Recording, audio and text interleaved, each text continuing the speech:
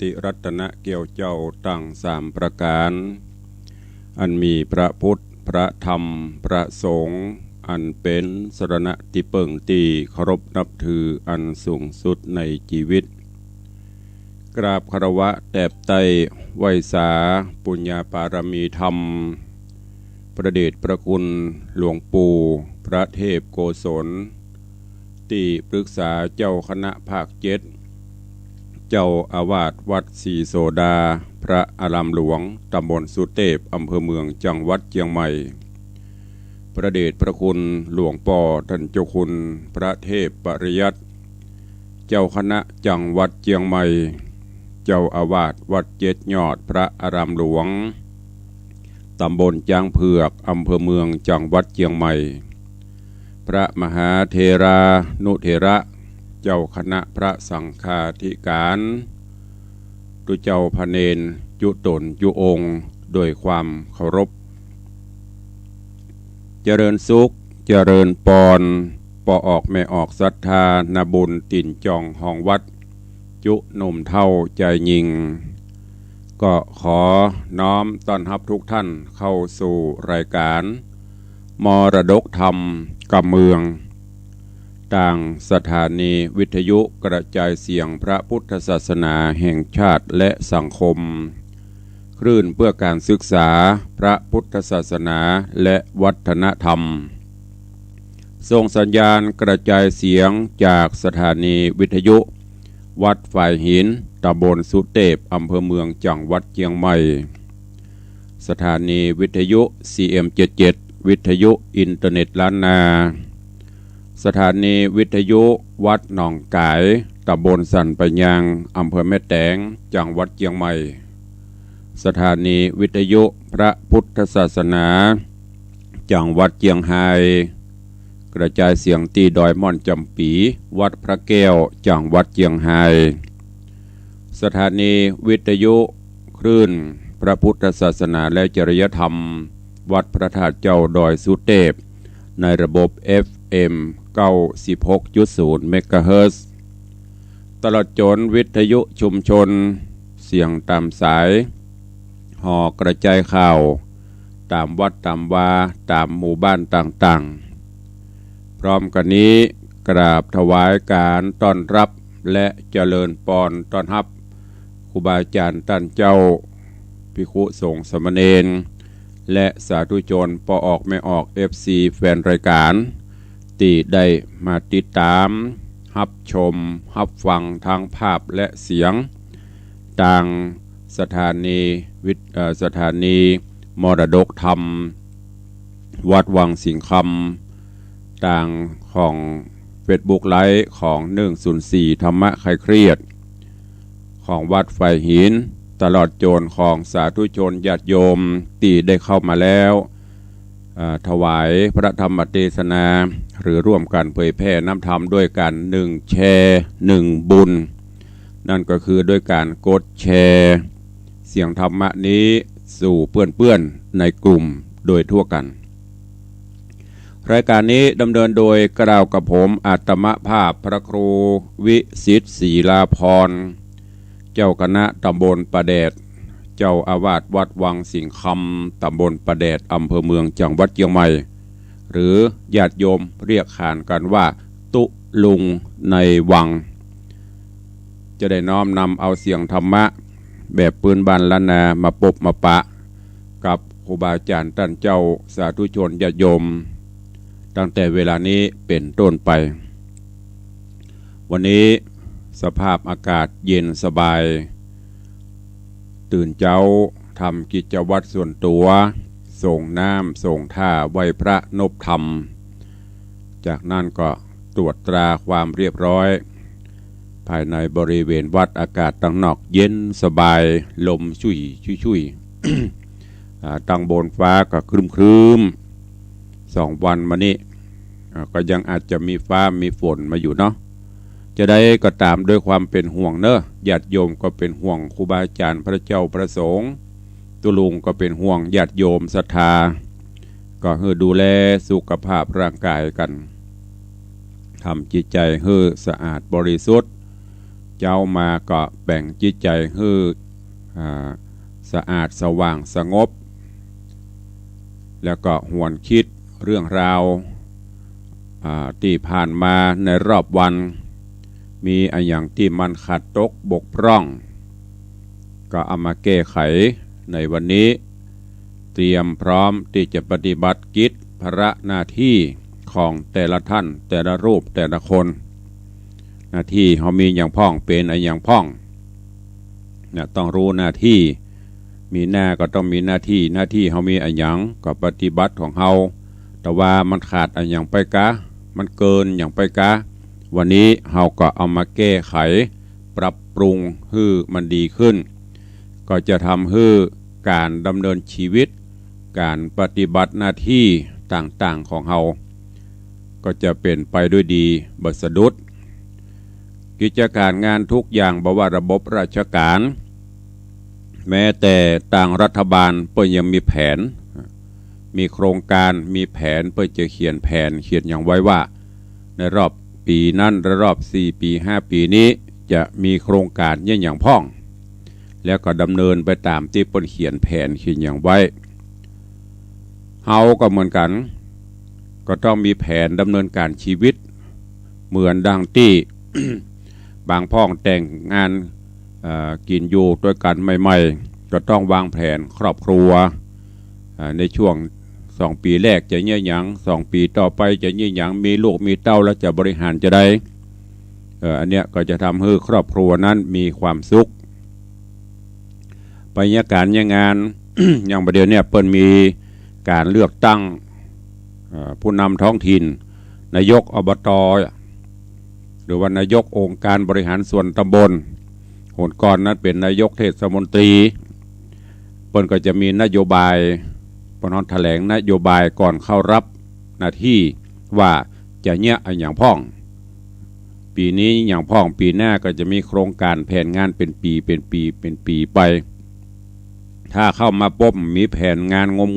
งูป่าไปมันก็จะบะเรียบร้อยหรือบางทางเป็นห้องว่า ในอย่างก็แก้ไขแผนได้อยู่อันเนี้ยเป็นแนวปฏิบัติเพราะฉะนั้นเฮาท่านทั้งหลายก็เหมือนกันเนอะต้องมีแผนในการดำเนินชีวิตจะเนี้ยอย่างพ่องงานที่เนี้ยมันมีอุปสรรคมีปัญหาอันใดก็ต้องเอาหลักธรรมมาใช้ค้นหาอย่างที่ว่าหลักอริยสัจสี่ทุกข์สมุทัยนิโรธมรรคเฮาทุกข์มันบ่สำเร็จผลมันเป็นเพราะอะไรอย่างค้นหาสมมุติฐานของมันแล้วก็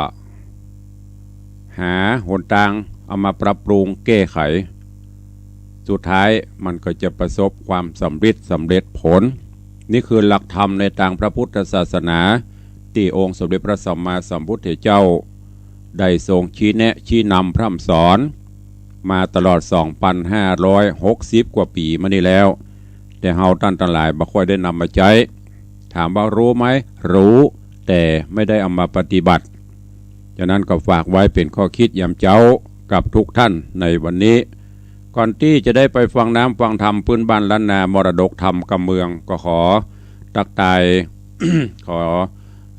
นำเรียนขอถวายความเคารพแล้วก็ตักตายครูบาอาจารย์ท่านเจ้าตลอดจนญาติโยมที่ได้ติดตามต่างหน้าจอ Facebook ไลฟ์เฮก่อนส่วนพี่น้องต่างสถานีวิทยุก่อยไปตักตายกันก่อนจบรายการเนาะกราบถวายความเคารพท่านเจ้าจันทร์พระครูสิริวชิโรภาสปเลียงสันปะฝ้าย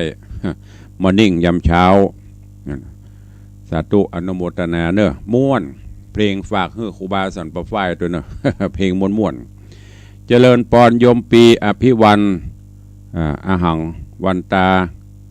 กราบไหว้สาธุลุงสาธุยากี้หลวงพ่อธรรมครูอภิวัตรบันไดหันบนห้องหลวงพ่อกูหลวงพ่อห้องได้หมดเนอะตุลุงนะตุลุงก็ได้ตุอุ้ยก็ได้ตุป่อก็ได้ตุน้องตุหนุ่งได้หมดเตี้ยละอ่อนแต่ว่ามาซื้อนี่มาแปลว่าตุก็ตุ ได้หมดจะเรียกอะไรก็ได้ต้องเติมปัญหาตุลุงอายุตะใดละลองตวายละ ถ้ายังบอก808กับ8 เพื่อละฮือเอาหมดนะเจริญปอนเป็นอันจรันปิยะจันเนอกราบไหว้สาธุลุงสาธุเจริญปอนโยมจรันสุธาจะดอยแต้นพระผาหลวงติดตามรับชมรับฟังตลอดกราบไหว้สาถวายการต้อนรับเจริญถวายการต้อนรับและไหว้สาท่านเจ้าหลวงพ่อดำรงโคสถิตเจติยารักษ์ท่านเจ้าอาวาสวัดเจดีแม่ครัวเจ้าคณะตำบลแม่แฝกใหม่ไปลืมเด้อวันที่15นี่แล้วเปิ้นจะขึ้นเฮือนใหม่ จะขึ้น เปิ้นจะอันบุญกุฏิก่อนขึ้นอยู่เสียก่อนแปลงเสร็จเรียบร้อยละตุลุงก็จะได้ขึ้นไปตัวเองวันนี้ไปฉันล้ำๆกับหลวงพ่อวันที่15เด้อตรวจประชาสัมพันธ์เฮือตัวเองเจริญปอนโยมบาลีอินทกูลโยมแม่จันดีวิสุทธินันท์กำลังเข้ามารับชมรับฟังกันเจริญปอนทุกท่านโยมซอนจันซอนคำจากไว้สาเจ้าเจริญปอนโยมอัมพลรัตาสาธุเจริญปอนโยมแม่จันดีวิสุทธินันท์กราบนมัสการท่านพระครูเพลงเพราะมากๆ ปนคิดเพลงละสาวเนอะห้องปอเลี้ยงปนเอา100หอยแม่เอา20 บาทเดี๋ยววันที่15ฟังกี่เพลงจดไว้แล้วไปชำระด้วยเนอะ สุมาเด้ออย่างที่บอกไปยามเช้าเนี่ยมันถึงจะไอพ่องเจริญปอนคุณโยมทองคำที่วงคำเจริญปอนยายเพลินเปื้อนเกษตรเจริญปอนโยมพลอยโยมพิมพ์โยมแม่แสงปนทุกท่านเจริญปอนโยมนวลศิริหินเขียวโยมพลอยใจดีบอกว่าสาธุเจ้าข้าสาธุเจริญปอนโยมปเลี้ยงธนวัฒน์โยมแม่เลี้ยงทัดพิชาสุสิงคำปเลี้ยงบอกว่ากราบไหว้สาครับแม่เลี้ยงบอกว่าไหว้สาเจ้ายามเจ้าหน้าหนาวลมเย็นทำให้ดูแลขอพระครูดูแลสุขภาพด้วยเนอเป็นห่วงสาธุเนอะปเลี้ยงกับมันกันขอให้ดูแลสุขภาพตัววันนี้ดึกเจ้ามาอากาศเย็นสบายอาบน้ำส่งน้ำเย็นนะของปเลี้ยงก็ขอให้ปฏิบัติภาระหน้าที่ด้วยความเรียบร้อยปลอดภัยดีงามทุกประการเหมือนกันเนอเจริญปอนโยมทองคำที่บงคำกราบไหว้สาเจ้าวันนี้อากาศเย็นสบายเจ้าสาธุเย็นรบบำบัดถึงขั้นกับหนาวแล้วก็บ่ฮ้อนเดินต่ำลานวัดบริหารร่างกายเย็นสบายเจริญปอนพี่หมอมัทนาอัมพันธ์กราบไหว้สาหลวงพ่อท่านพระครูเจ้าเจริญปอนเนอพี่หมอเนอกราบน้อมถวายความเคารพท่านเจ้าหลวงพ่อท่านพระครูโกมุตสิทธิการหลวงพ่อเจ้าอาวาสวัดโกมุตพุทธรังสีพุทธมณฑลกรุงเทพมหานครนี่หลวงพ่อก็ติดตามตลอดแล้วก็ญาติโยมก็ สมมาเด้อญาติโยมก็ติดตามรายการหลวงพ่อด้วยเนอะหลวงพ่อมันก็จะมีไลฟ์สดของเปิ้น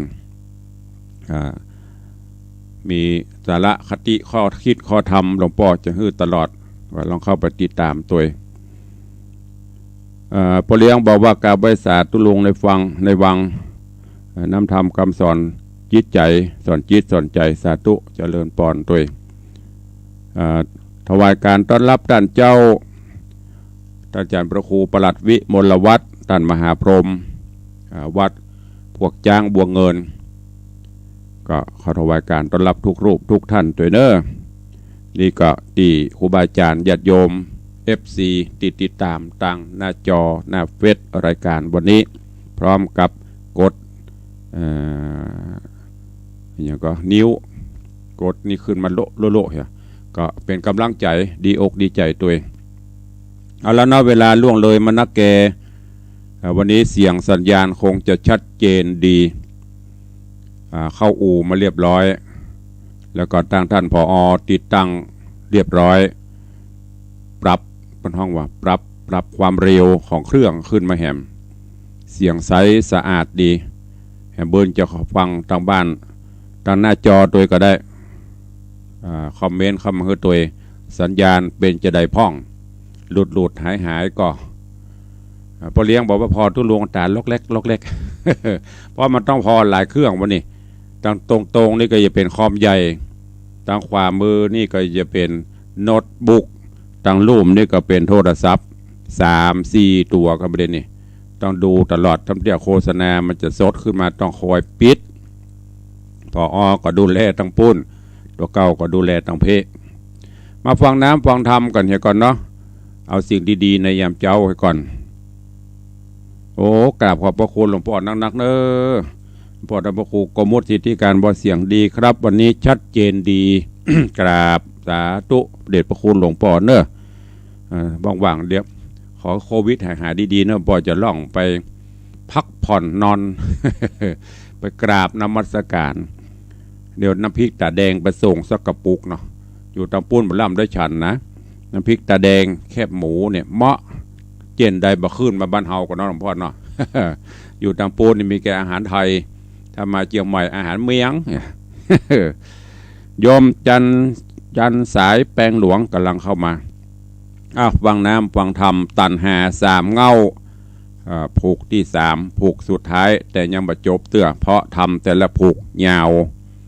ก็เตดไปโยมบอกว่าโอ้ทำเรื่องนี้มันล่ำได้ฟังแต่มันได้ปฏิปต่อตุลุงมาเตดหลายครั้งเหมือนกันละตันหา3เงาหมอกมุงเมืองหมูนี่เป็นธรรมของหลวงปู่ท่านพระครูโอภาส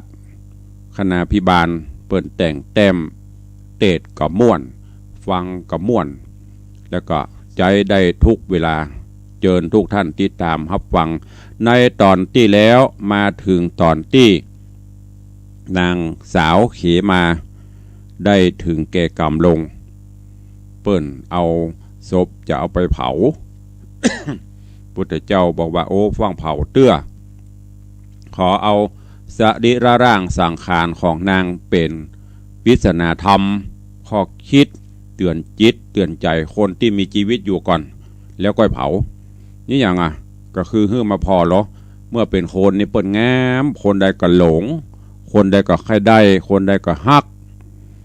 ตายแล้วไผเอาพ่องไผไปเอาเนาะ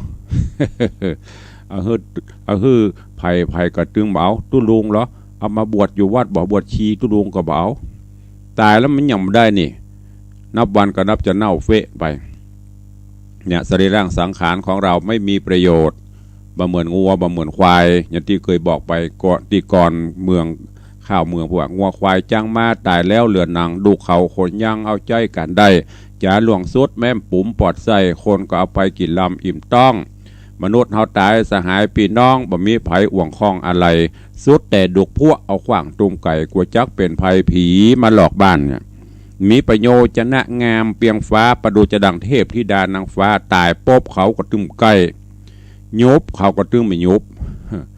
แม้แต่ตายป๊บย่องเยาะพอเดียวไปห้องปู่จานบุญปณิมนต์ตุเจ้านะควายงัวตายป๊บปอดเท่าตกปุ่นตกหุ่นกันละ ที่โคนตายเขาย่ำปกเขาย่ำเปิ้นย่ำอันนี้ฮะโคนตายไผ่เจ้าหัวไผ่เจ้าแข้งนี่ มันมีนะอันนี้เปิ้นเลยเอามาเป็นปริศนา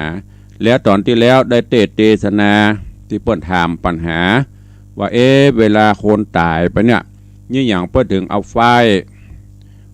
ต่องไฟเมืองเขาเนี่ยเอามาแปลงเป็นบ่วงเป็นก้องเอาไปวางไว้ปืนศพชาติตั้งเหนือเขานี่ก็คือปืนเสือปืนศาสตร์นะเปิ้นเอาไปวางแล้วเอาศาสตร์วางทับเอาศพขึ้นนอนตุลุงก็บอกไปละฮักลูกเหมือนปวกซุปพอฮักผัวฮักเมียหนอเหมือนปอซุปศอกห่วงเข้าของสมบัติไปนอกเหมือนปอกซุปตีนที่มันเป็นบ่วงเป็นห่วงก้องทุกคนนะแต่รุ่นใหม่นี่หัวเนอะ ผัวเมียรุ่นใหม่นะมันจะห่วงผลิตลูกเอามาติกเพราะหนึ่งไม่ได้เลี้ยงผลิตออกมาปุ๊บดูแลบอกมันไปได้แล้วก็ส่งก็ไปอุ้ยดูแลต่อมันไปต่อเหมือนมันผลิตออกมาเหมาะมีกระลูกกระหลานเต็มบ้านหลานเต็มเมืองเลี้ยงใหญ่มาปุ๊บเป็นงูเห่างูจ่องไปหมดเปิ้งก็ไม่ได้ใจก็ไม่ได้จะไปหั่นไปนี่ห่วงเข้าห่วงของห่วงสัมปติไอ้บ่วง3บ่วงเนี้ยกองไว้ถึงวันเนี้ยทุกคนน่ะแต่ไผจะกองนักกองน้อยไผจะเส้นใหญ่เส้นน้อยหัว ไปหั่นก็เป็นห่วงไปวัดยิ่งไปวัดสำยิงอ่ะห่วงยังประเดี๋ยวนี้หลวงพ่อกะไปวัดบอกให้ไปนะตุลุงมันเป็นได้โควิดไปนั่งใกล้กันก็เดี๋ยวจะติดกันฮะเมาะกองเปิดบอกวันนี้เปิ้ลจะมาแจกครัวเนื้อปะต้อบวิทบะเบิร์ดอย่างนั้นแจก8 โมง 6 โมงเต็มห่วงไปแจ้วางสีคำนี้เนอะที่อื่นอันเนี้ยเป็นข้อเปรียบเทียบบัดเราไปหันแก่ตัวอย่างนักปฏิบัติตัวปฏิบัติตนเขาอยู่ในศีลในธรรมวันนี้กับฟังกันต่อเนาะปัญหาปริศนาต่างๆที่เฮาหูเฮาหัน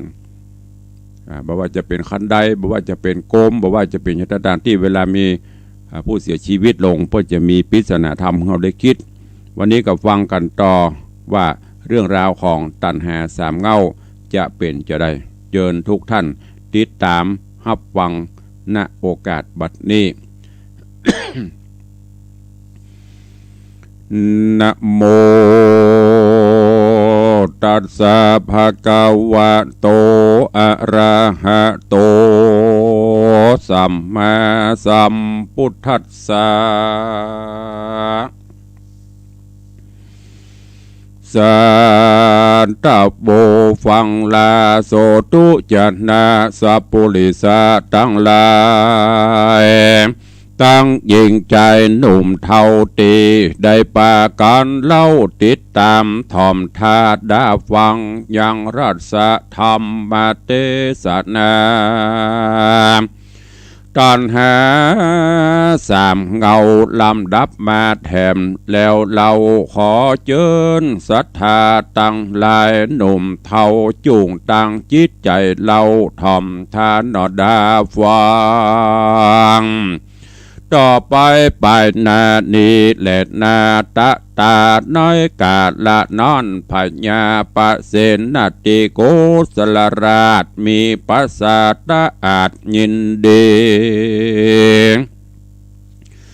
ได้ยินพระมุนีกล่าวถอยยังกรรมมหาเทนหนุ่มน้อยกาลีจริงไขกรรมดีถามไทยหวังใครโปรดไปยังกรรมปริศนาว่าพันเตคาแด่เจ้ากูอันว่าขั้นใด3 ขั้นอันเขา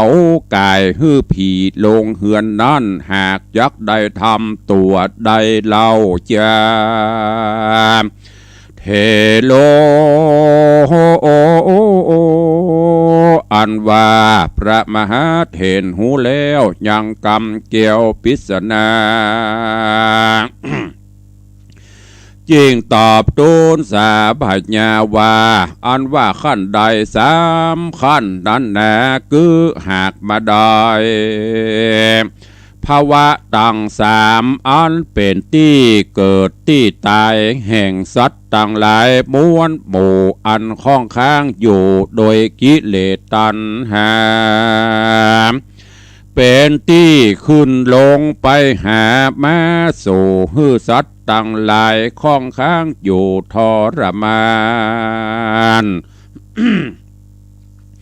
ถ้าลงตกไปนานเวียนตาเวียนเกิดล้างจาดก็เกิดเป็นสัตตริชานหาประมาณบ่ได้ล้างเตือกมาตกต่ำใต้ไปนานเตเลนา พญาปะเสนติโกโซนจริงทำปัญหาแถมว่าอันตี้ตามไฟไว้หน้าข้าผีตายนอนได้แก่ทำตัวใดอันจามพระมหาเถรเจ้าหูแล้วยังปัญหาเกี่ยวปริศนาจริงไขขี้ญาฮือแก่พระราชาเจิงเจ้าว่าตามแบบเบาโบราณอดีตการก่อนเก่าคนแก่เท่าหากตัวตามแปงไฟยามไว้ส่องในเขตห้องคาบคนตาย อันเนตันกฎหมายฮือหูได้แก่คนจุผู้เกิดมาในโลกโลกาเกิดต้านเตือนสติฮือพิจารณาตัวเหตุฮือสังเกตถึงตัวตนว่าเกิดเป็นคนฮือใส่ส่องแจงหูตัวแห่งกองให้และดี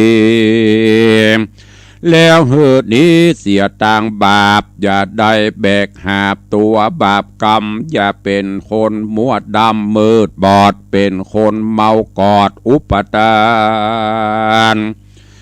เกิดมาในบัตตะสงสารนินนาลังจาดอย่าได้ประมาทในชีวิตตนอย่าหลงเมาบนไปสู่ทางมืดเศร้าฮือตั้งอยู่ในศีลธรรมพระเจ้าแห่งศาสนาเตนาโจติปราญาโนคนเฮานี่นะลังคน เกิดมาสู่ที่สว่างแจ้งบุญเตื่อมแทงปบพระพุทธศาสนา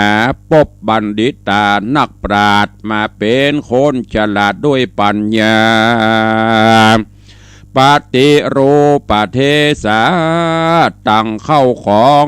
นามั่งมุนตุนเต้าเป็นเจ้าเข้าเจ้าของบุญมาสนองโดยตอบฮือบางเกิดมาพบที่สว่างแจ้งไปก็แจ้งบุญเตื่อมแทงชื่อว่าเป็นกรรมให้งามโจ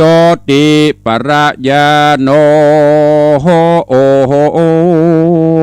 ลางคนนั้นน่ะเกิดมาพบพระพุทธศาสนาห้องเขตในปานเตศแห่งคนดีเป็นคนมั่งมนมีอยู่ตั้งเป็นตานแจ้งสว่างโดยปัญญาปิตามันดาพ่อแม่ใจกว้างแผ่กุศลลูกแห่งตนป้อยบ่ตัวยตามไตบ่เอาใจใส่กองดีเอาตัวนี้เหินห่างเกิดมาที่แจ้งสว่างป้อยไปต่างมืดบอดคนเดียวบอดตายเดียวกองตังสว่างแจ้งเสาะหาบาปแห่งโถมนาใจปัลลามืดบอดใจลังเลือดบ่หันทามเสาะหากรรมมาเข็นเสาะหาเวนมามัดผูกหันตังทุจริตเป็นจอบใจจูสู้จอบอันตะปาลาเป็นค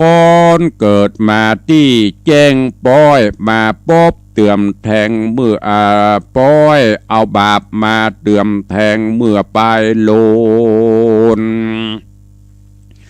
บาปมาโดนมาแทงใดชื่อว่ามาแจ้งไปสู่ตังมืดจะแลนาตะโมโชติปราญาโนอันว่า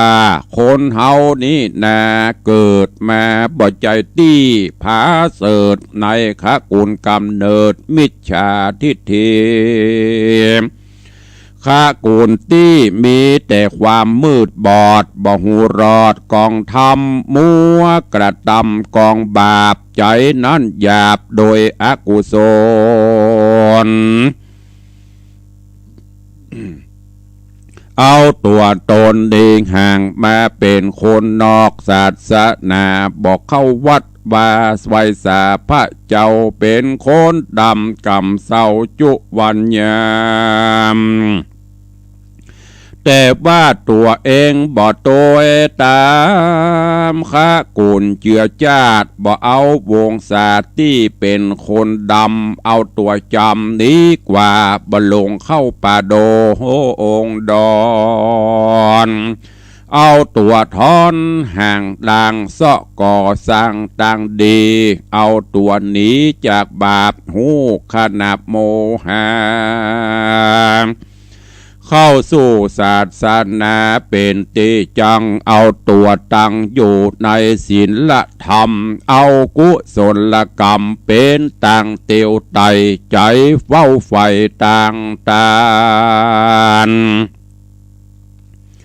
มีศีลบานดีจมจืนใจต้องตื่นภาวนาปั้มเป่งเมตตาเดื่อมแทงอันนี้และได้จือว่ามามืดแล้วไปสว่างแจ้งจะแลนาตะโมตะมะปะราญโนคนแถมจำพวกหนึ่งนะได้เกิดมาปบต่างมัวมืดบ่เจือพืชและคาโกโหนนะบ่หุ่มต่างโบโหนไปหนุนตั้งบาปใจบ่อาบโดยต่างศีลตั้งธรรมเสาะหากรรมมาจอดเสาะเอาเวรมาคองขอดคำเคใจบ่หันเหปิกปอกมาจมในคอกแห่งตันหาอหิริกาบ่อายต่อบาปอนุตตปะใจนั้นหยาบบ่สะดุ้งกลัวอบายอ่านว่าคนเฮาตั้งหลายนี่นามีแต่การละประมาทละสาบ่พิจารณาเกิดด้านสอดบ่เกิดฮอดเถิงตัวตนองค์พระทัศปนตนพันเผ่าพระพุทธเจ้าไข่ขี้ยาพระหากเมตตาเหือหูแล้วคนเฮาจุผู้ได้ใจสติปัญญาเหือพิจารณาไปใจใจเอาสติปัญญาเป็นไม้ไต่ส่องต่างเดินแม่นวางความเจริญไปนาก็อย่าหือใจถอยจ้าโดยบาปกรรมเฮอเมสินธรรมพระเจ้าเลี้ยงชีวิตจอบเป็นสัมมาอาจีโวอาลาบอาโลภโภบ่มีใจละโมบใจขี้โลภด้วยตัณหาหันวัตถุของนานาแห่งเปื้อนใจบ่ละบ่ทำเถื่อนเบียดเบียงเอาตั้งจูเผาหลอกตมเอาจนเปิ้นล้มบำบายฮือเปิ้นชิบหายซ้ำเสียงหมดเลี้ยนเกลียงที่อยู่อาศัยคือเอาใจเฮาไปเข้าใจคนอื่นต่างคนก็ต่างใครสุขยื่นเหมือนกันอย่าไปหันแต่ต่างใครมีใครได้มันจ้างเป็นของฮ้อนใหม่เมื่อไปลูนกรรมมานุนเวนจ้างมามุนตอบแทงฮือตัวได้หิวหอดแหงเมื่อไปลางตุกขโตตุกขฐานังฮือปากันระวังไปแต่เนอใจฮือตุกแก่คนอื่นไว้คนละมันจ้างมาได้ตนตัวเมื่อไปโลนจะแลนาเนติตังขีญาสังวันนาวิเศษจาห้องเหตุธรรมเทศนาตัณหาสามเงาก็บังโกมสมเลศสะเดช พระธรรมเทศนาเรื่องตัณหาสามเงาก็ได้จบปริปุณณังลงไปเนื้อหาสาระอย่างที่ตุลุงได้บอกไป สามารถนำมาใช้ในการดำเนินชีวิตประจำวันได้ทุกยุคทุกสมัยยิ่งดิเตตจบไปนี่มามืดไปมืดมาแจ้งไปมืดมามืดไปแจ้งมืดมามืดไปก็เปิ้นบอกเปรียบเสมือนคนเฮาเกิดมาบางคนมาแจ้งคือเกิดมาปบปะทรัพย์สิ่งสริงคานง่ายๆก็คือเกิดมากองเงินกองทองนี่เด้อปบปะมดสิ่งอำนวยความสะดวกก็มีหลายดูตั้งกินดูตั้งใจแต่บ่ดูตั้งตานคือบ่กินคือบ่ตานใจสุลุยสุไล่อันนั้นคือผลบุญในอดีตชาติปางก่อนที่ได้สร้างสมไว้มาจากนี้ได้มาปบมาปะได้มาเสวยสุขแต่บ่ได้สร้างบุญกุศลไว้สืบต่อเหมือนอย่างเข้าเจือปีแล้วเอามาหว่านเสร็จเรียบร้อยเก็บเกี่ยวเรียบร้อยขายหวดตึงเข้าเจือขายหวดตึงเข้าปีบะเดียวนี่บ่เหลือเจือไว้สักหน่อยปีต่อไปมีแล้วเข้าเจือกระมดอะไรอย่างกระมดอันเนี้ยเกิดมาปบสมบัติพัสถานมากมายกายกองแต่บ่กินบ่ตานใจกินเอวเข้าสถานเรื่องรมกาการพนันขันต่อกาอบายมุกต่างๆกาสุดท้ายลมหายตายจากไปหนทางที่ไปตะแนบมืดหมดเพราะว่าแจ้งมาแต่มืดไปบ่ได้พบแสงสว่างพุทธเจ้าบอกทางพระเจ้าพระสงฆ์ครูบาอาจารย์ชี้แนะไม่เอาอะไรสักอย่างหลงละเลงในความสุขปัจจุบันมาต่อไปก็คือแจ้งมาแล้วก็แจ้งไปนั่นก็เปรียบเสมือนอย่างคนที่เปิ้นเกิดมาปบปะพระพุทธศาสนามาปบปะเข้าของสัมปติทรัพย์สิ่งสลิงคานก็นักเมื่อมาปบมาปะแล้วก็ดูตั้งวางใจกินตานสร้างบุญกุศลเสริมเติมไปจิตใจเบิกบานมีศีลมีธรรมเอื้อเฟื้อเผื่อแผ่แก่สังคมแก่รอบข้างช่วยเหลือพัฒนาวัดวาอารามไปสร้างบุญต่อบุญไปเมื่อจากโลกนี้ไปก็ไปสู่ที่ดีที่งามสว่างสวัยเนี่ยพอแจ้งมาก็แจ้งไปอันต่อมานั่นก็คือมืดมาแล้วก็แจ้งไปคือเกิดมาในชาตินี้โดยบุพกรรมบดูตั้งวางใจหันเปิ้นกินใครกินหันเปิ้นตานก็ใครตานแต่บ่อุปถากดังใจแต่ก็ตานก็ก่อยสร้างสมบุญบารมีไปเว้นอบายมุขต่างๆเว้นอกุศลกรรมต่างๆเอาศีลเอาธรรมมาประพฤติปฏิบัติถึงแม้นจะทุกข์ก็ทุกข์อย่างมีศักดิ์ศรีบ่เบียดเบียนไผเปิ้นกินก็กินโดยไปได้ตานโดยไปถึงแม้นจะน้อยก็เป็นอย่างสร้างบุญกุศลไปเพราะรู้ว่าสาเหตุที่เกิดมาจากนี้มันทุกข์ก็เพราะบ่ได้สร้างสมบุญกุศลไว้ในอดีตชาติก็เลยสร้างสมบุญบารมีไว้เมื่อตายไปก็จะเป็นแสงสว่างนำทางสู่ภพสู่ภูมิที่ดีต่อไปเรียกว่ามืดมาแล้วก็แจ้งไปสุดท้ายมืดมาแล้วก็มืดไป เกิดมามาพบมาปะ บ่ได้ดังใจเถอะเกิดมาเข้าของสัมปติกับนักสมาเป็นคนทุกข์คนยากด้วยแหมแทนที่จะสร้างบุญกุศลหูตัวว่ามันเป็นเพราะอะไรแต่บ่ได้สร้างสมบุญอย่างสักอย่างสมาสร้างบาปแหมฆ่าสัตว์ตัดชีวิตเบียดเบียนคนอื่นจกจริงวิ่งลาวเปิ้นปฏิบัติตนปฏิบัติตัวนอกศีลนอกธรรมอันเนี้ยมืดมาแล้วก็มืดไปญาติโยมทั้งหลายฟังตุลุงบรรยายสรุปมานี้ฟังครูบาอาจารย์บอกมาก่อนก็ดีใครไม่รู้เรารู้แก่ใจ คือตัวเขาเนี่ยหูเฮาเป็นประเภทใด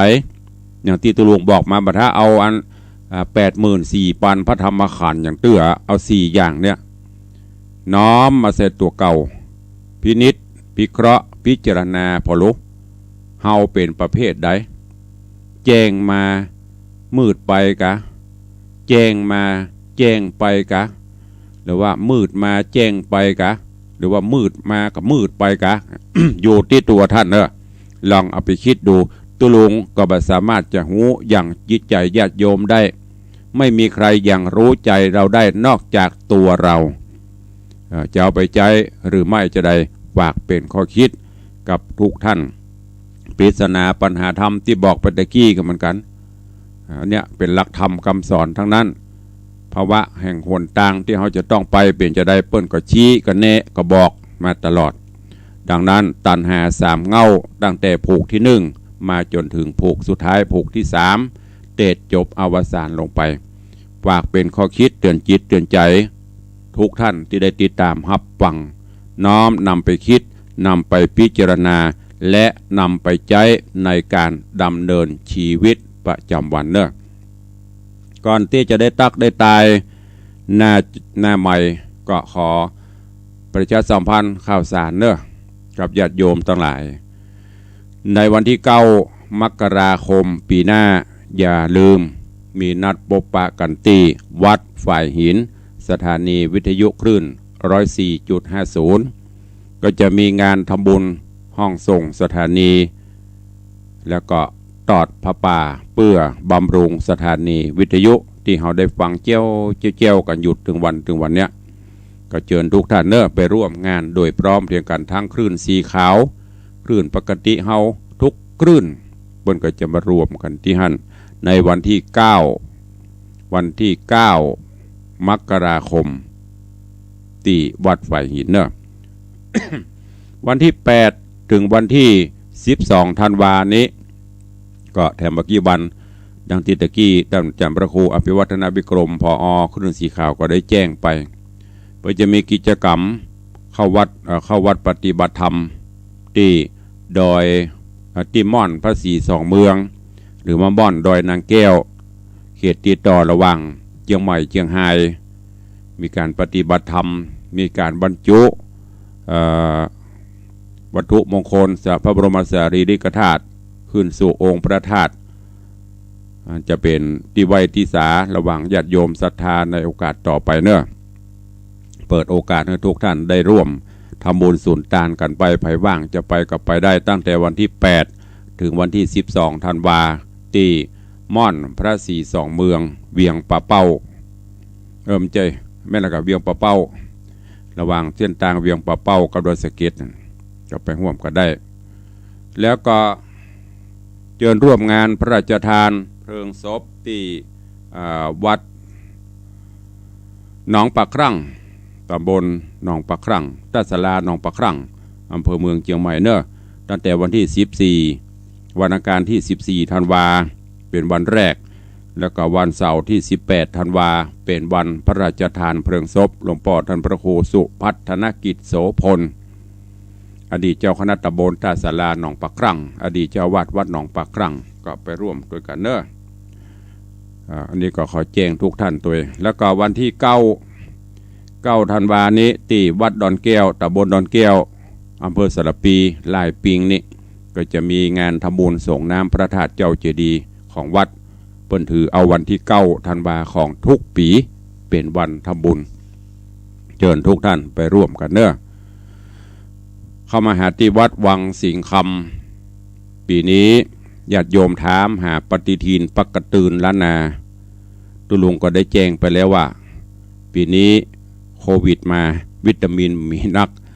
จะแจกหมดก็บ่ทั่วถึงเพราะฉะนั้นต่างวัดก็เลยสั่งพิมพ์หมอกปอให้บดีประมาณ300 ถึง 500 ชุดแต่ว่าการมอบนั่นก็คือปีนี้ที่วัดก็จะจัดกิจกรรมสวดมนต์ข้ามปีแล้วก็สร้างบารมีข้ามปีใหม่นั่นก็คือวันที่1 มกราคม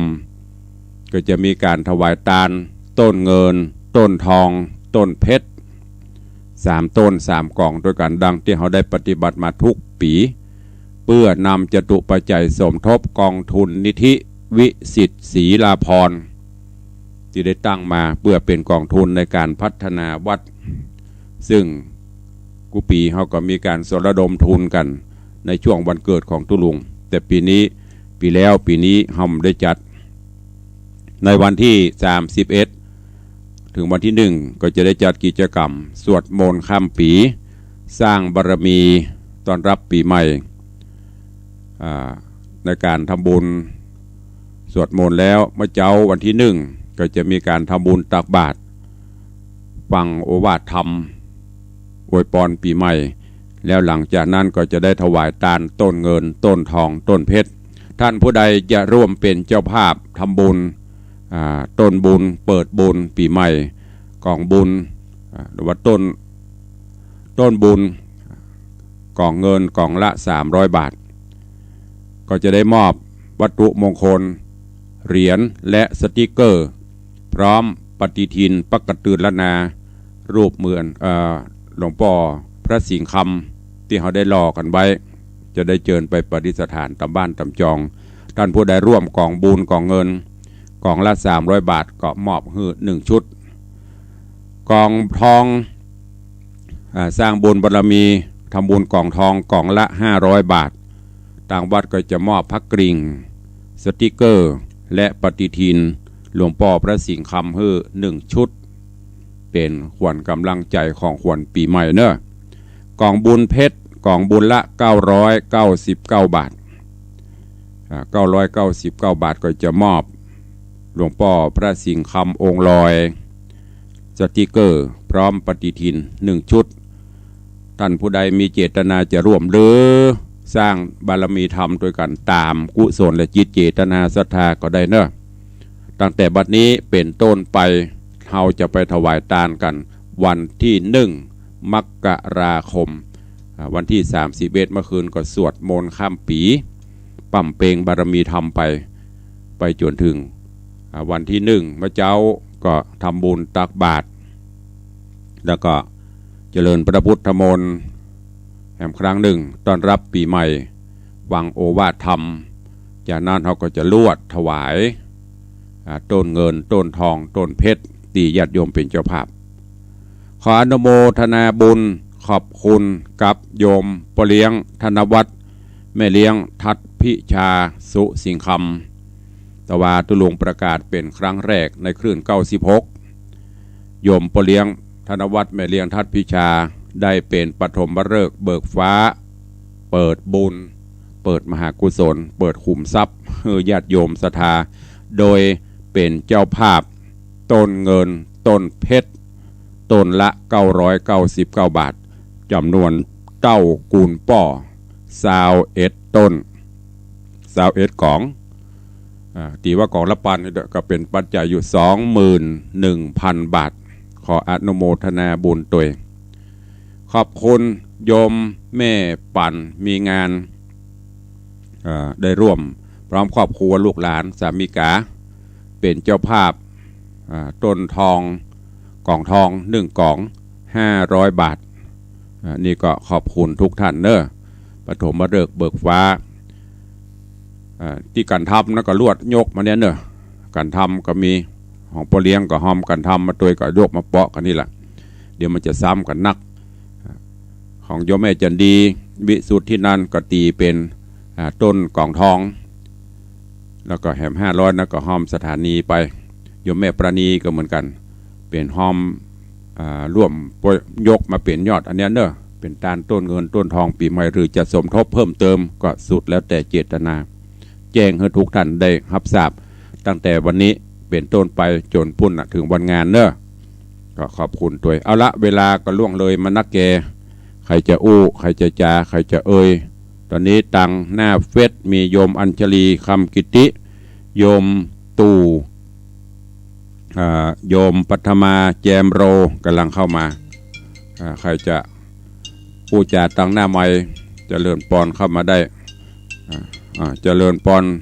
คุณหญิงสุชาดาสุสิงคำ นมัสการฟังอยู่ด้วยทางเลือเสียงใสไว้เนี่ย มาเจ้านี่เย็นนะรักษาสุขภาพตัวเด้อโทรถามกุม่วนเนี่ยได้เป็นคติสอนใจจากนักเนาะโอ้ได้ยินแล้วตื่นอกตื่นใจแล้วเด้อท่านเด้อบุญปกปักรักษาท่านลูกขอบคุณผอ104ตัวนะเจ้านมัสการค่ะสวัสดีค่ะถวายบังคมลาพะยะค่ะ นมัสการลาก็ถวายบังคมลาพะยะค่ะติดตามด้วยปอเลี้ยงธนวัฒน์สุสิงห์คำเจริญปอนยามเจ้าไม่ทราบพระท่านเจ้าทุกคนทุกองค์เนอะที่ได้ดูและฟังท่านพระครูเฮาแล้วก็FCตัวที่ได้ร่วมบุญด้วยกันเนอะปัญหานี่มันมีนักไปไหนเนาะแค่เงาเดียวเอาผู้บกแปรนี่3เงาเด้อตัณหาหมดตาหันนะก็ตาหันก็เกิดตัณหาโอ้ตู้วัดวางสิ่งคำเอามาได้แล้วฮะชีวิตหัวทองแล้วตุกอนุโมทนาบุญเลี้ยงเด้อตุกจะเลื่อนปอนลมโซ่ข้านก็ดูแลสุขภาพไปเด้ออยู่ในห้องนี่อุ่นอยู่ถ้าต่างนอกนี่จะเย็นอยู่นอกไว้ตาอนุโมทนาขอบคุณโยมปเลี้ยงแม่เลี้ยงคือกำลังใจทุกวันขอบคุณบุญรักษาเนอะเอาสายต่อไป0817836540ติดตามโดยเด็กหญิงจันคำแสงบุญอันแม่เอาอันที่300นั้นอันน่ะเจ้านึกว่าเอา30,000อีกโอ้มันสตางค์บ่มีเจ้าถ้ามีสตางค์ก็ยังว่าห้องดที่อื่นห้องไว้ปีก็ต้องได้30,000สาธุของได้อย่างอันที่เจ้าอนุโมทนาบุญกับแม่อุ้ยหมอนเนอร์เจ้าสาธุ FC แต่นะแม่อุ้ยหมอนนี่นะทุกงานแม่อุ้ยบ่พลาดบ่นักก็น้อยขอบคุณบุญรักษาเนอร์ขอให้อยู่ถึง10,000 ปีหมื่นปีอุ้ยบอกเข้าบ่เอาละไม่ได้ยังกาย87 88ละแม่อุ้ยร่วมโมทนาบุญโดยพระป่าต้นเงิน1ต้น300 บาทขอบคุณอนุโมทนาบุญด้วยเด้อใครจะจะเอ่ยตัวเข้ามาเด้อ0817836540ทางในเฟซมีไผ่คอมเมนต์มาสักคนนะขอร่วมโมทนาบุญกับตุลุงตัวเนอร์100,000 บาทถูกมาอภัยประทานอภัยเนอะมันปิดมาได้ไอนี่นะความจริงบางเสียมารยาทจะจำเป็นมันห้ามไม่ได้เนาะอากาศมันเย็นเตี้ยกะมี3 คนเตี้ยกะตึงขึ้น104ตึงขึ้นไปแผ่วเจียงใหม่ละปูนเจียงไฮ้ปุ่นน่ะขึ้นอันอย่างก็ CM77 คุมตึงอำเภอเมืองอำเภอแม่ริมแหมนะหนองกายแหมนะมี3 คนที่โทรหาตุลุงถ้าจมเห็นน้อยก็มาถ้าบ่จมก็ดักปิ้งนี่เอาบ่ได้ปู่หลวงครับสาธุขอบคุณเด้อเอาผ้าป่ากี่ของฟังอยู่เด้อผ้าป่าไหนโอ้ปดปากกาบ่ได้นี่เยอะมันก็บ่ได้พังบรรลุละเสาเหยมันพูกว่ากันใหม่สาธุ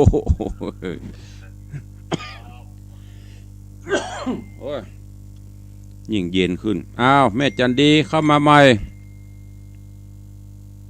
สาธุแม่จันดีเข้ามาใหม่ได้เลยอาเทว่าขอเพลงได้ก่อนได้เลยอกหัก32บ่อาเทเม็ดเข้ามาเขาฟังเพลงได้ก็ได้เลยสำหรับมูนี้เพลงละ500แม่จันดีเข้ามาใหม่เนอะเวลาเหลืออีกประมาณ1 นาทีสุดท้ายเปิดโอกาสฮับก็ของแม่จันดีเข้ามาคนอื่นตึ้มมีภัยแม่เฮ้ยมีหมู่เฮา3-4 คนเนี่ยตุลุงหายไปวันนี้จบละหมายว่าทีแรกดื่มผอว่าจะพัก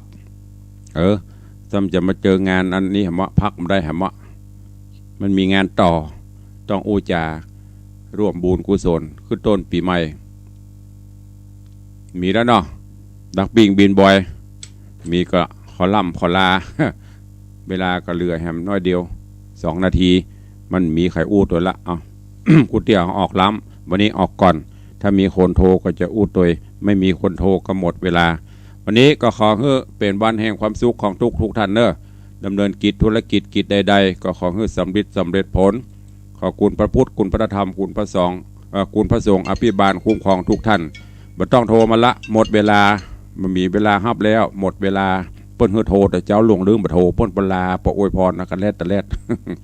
อยู่ดีมีโสมเหมือนกันจุตนจุองจุผู้จุคนเนอะจัตตาโลธรรมาวัตันติอายุวันโน